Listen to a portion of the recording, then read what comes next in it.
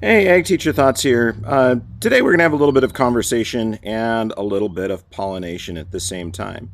So the photo may pop in and out here of brightness just because we've got bright and dark together. But we're going to have a little bit of conversation about kind of current goings-ons for me. And then we're going to do a little bit of pollination. So I'm going to go ahead and collect a bunch of the stamens. And I've got my own personal code here so that I know which stamens are from which plant.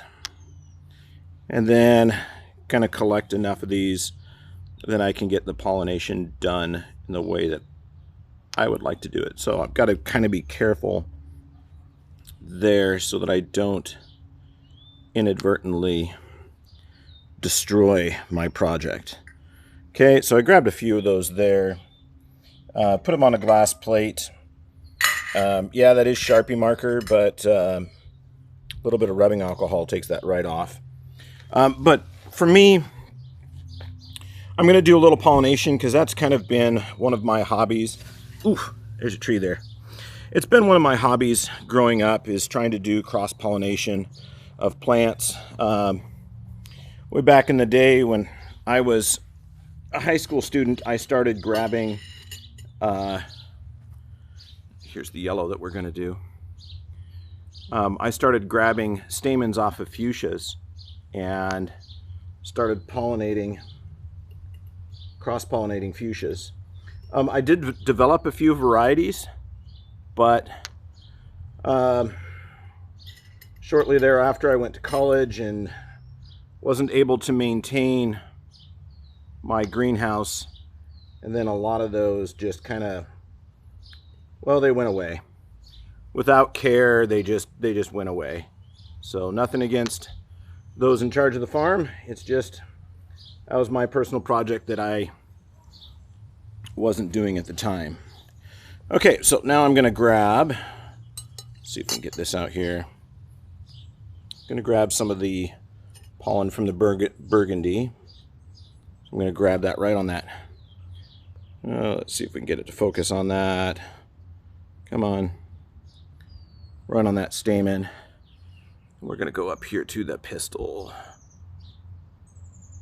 See if we can get that on there. Okay. It's really literally all it takes.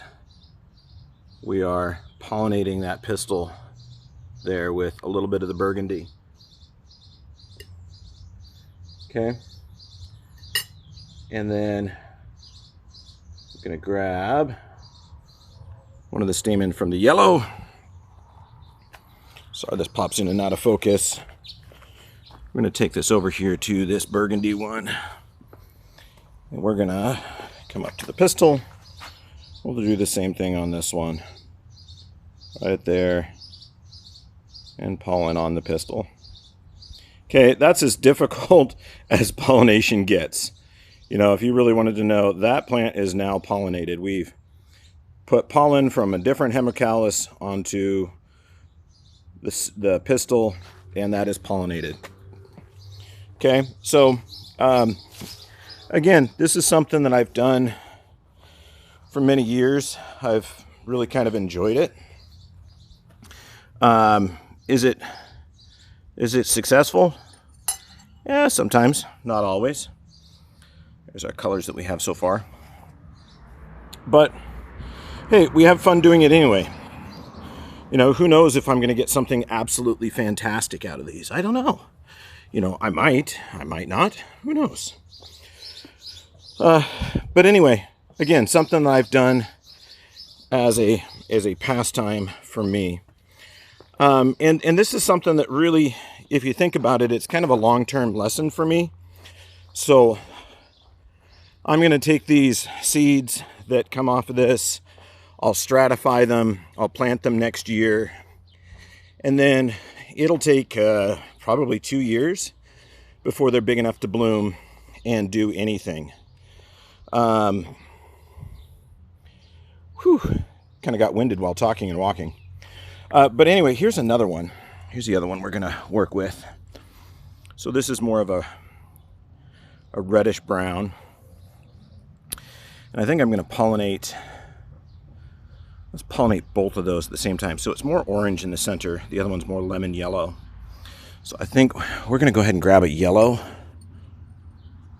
And we're going to pollinate this one with a yellow.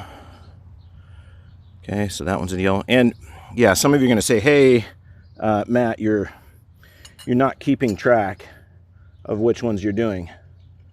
Well, yeah, that's true.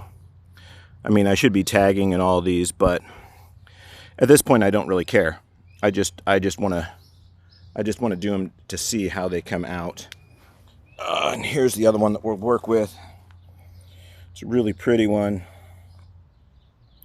This one is some of the burgundy. We'll get rid of that stamen, but we're also going to do some of the yellow on this too, so we never know which ones are going to make it. But there, that is done. So we've pollinated everything that we had available. Try not to knock against anything, and we'll see what we get. So, hey, we'll just sit in the shade. How's that work? That should work good.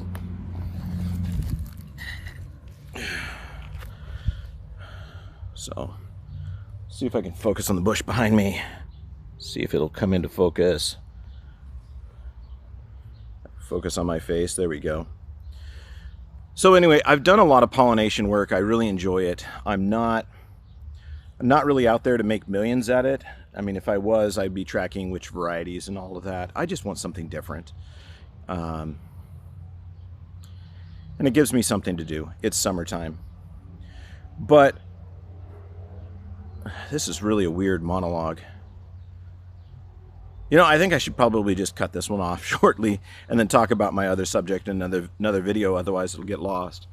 But really, this is kind of an example of a long-running project for me.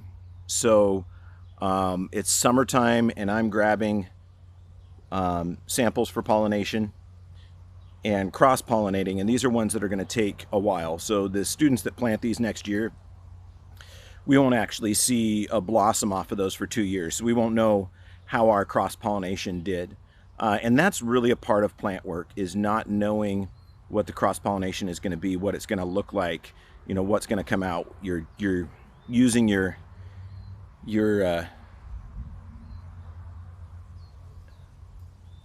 genetics and figuring all that out. You know, I don't know what's going to be carried forward. Am I going to get a roughly variegated with burgundy, and it's going to be straight burgundy? Is it going to be light burgundy? Is it going to be, you know, a darker yellow? Is it going to turn white? I have no idea.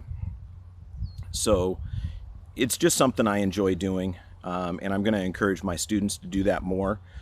With our old little tiny greenhouse, we are going to turn that into our genetics lab and kind of research lab.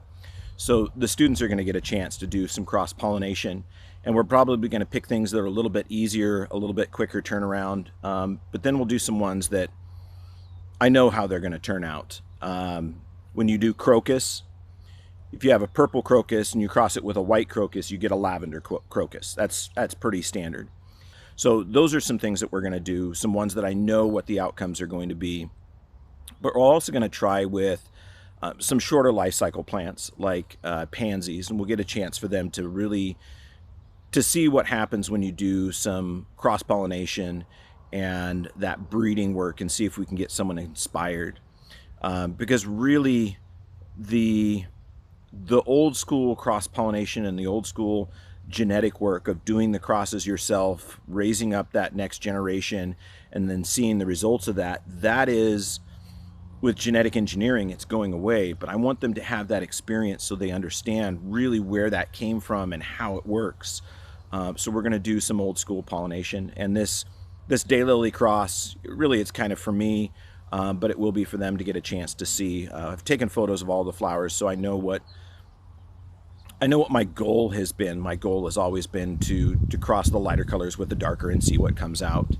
And those plants that I was just at, there's a couple of crosses that have already been occurred, but some of them didn't take. So we'll see whether or not whether or not this one takes. It's always kind of a gamble, but we'll see how that goes. But yeah, this is something you can do in your own backyard. It's kind of like a really long Christmas in that you pollinate one year, you grow them the second year, and the third year is when you get to see what your result is when they actually bloom. I mean, if you do it right, you could get it on the second, but you're going to kind of have to force that plant. But anyway, that's some pollination work. Hopefully I'll keep this channel alive long enough for you guys to see what the outcome is, but it's going to be a couple years from now. So we'll do a flashback of, hey, this was a cross-pollination. This is what came out. But anyway, that's what I got for you today. Ag Teacher Thoughts out.